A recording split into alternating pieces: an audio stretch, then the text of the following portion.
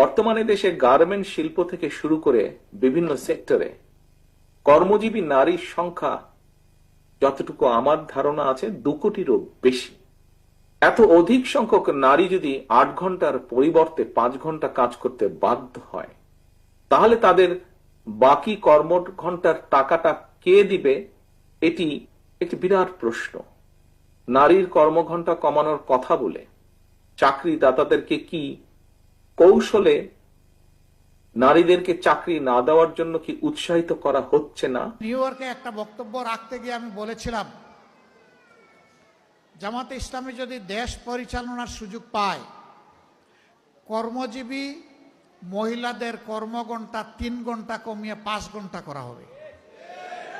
আরে যাই বলছি, বাংলাদেশের বঙ্গোপসাগরে জোয়ার শুরু হয়ে গেছে, চতুর্দিকে সমালোচনার ঝড়। হায় হায়, কি বলল জামাতের আমির সাহেব, এখন তো আর মহিলারা কোনো কাজই পাবে না। যারা বিভিন্ন কাজে নিয়োগ করবে তারা বলবে, বাবা আমার এই 5 ঘন্টা দিয়ে 8 ঘন্টার বেতন দিয়ে আমার তো পোষাবে না, আমার দরকার নাই মহিলা কর্মজীবী, মহিলা কর্মকর্তা আমার প্রয়োজন নেই। কারণ মালিক টাকা খাবে কেন? আরেক দল বলতেছে, যাও মহিলারা একটু রুজি রোজগার করতো, রাস্তাটা দিলেন আপনি বন্ধ করে। ভাই, একদিনে সব কথা বলা যায় না। বিবেচনা না করে, চিন্তা না করে এই কথা বলি নাই।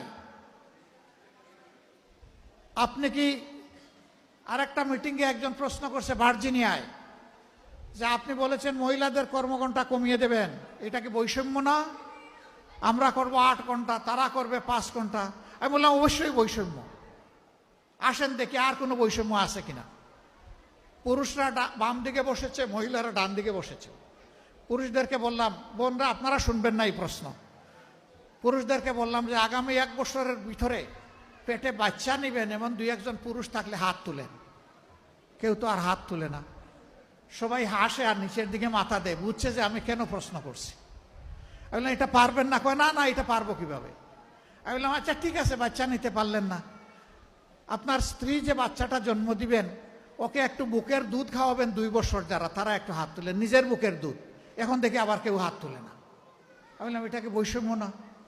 একজন পেটে গর্ভধারণ করলো, এরপরে বুকের দুধ দিয়ে বাচ্চাকে বড় করলো, আপনি কিছুই করলেন না, এটাকে বৈষম্য না? তো সে সব কিছু করবে, আবার প্রফেশনাল লাইফে এসে আপনার মতো 8 ঘন্টা কাজ তাকে করতে হবে, এইটাই বৈষম্য। এখন বলবেন যে শিল্প মালিক বাঁচবে কেমনে, সরকারের কাজ হবে কেমনে? অবশ্যই হবে। যে জাতি তার মাকে সম্মান করে, আল্লাহ সেই জাতিকে সম্মানিত করেন।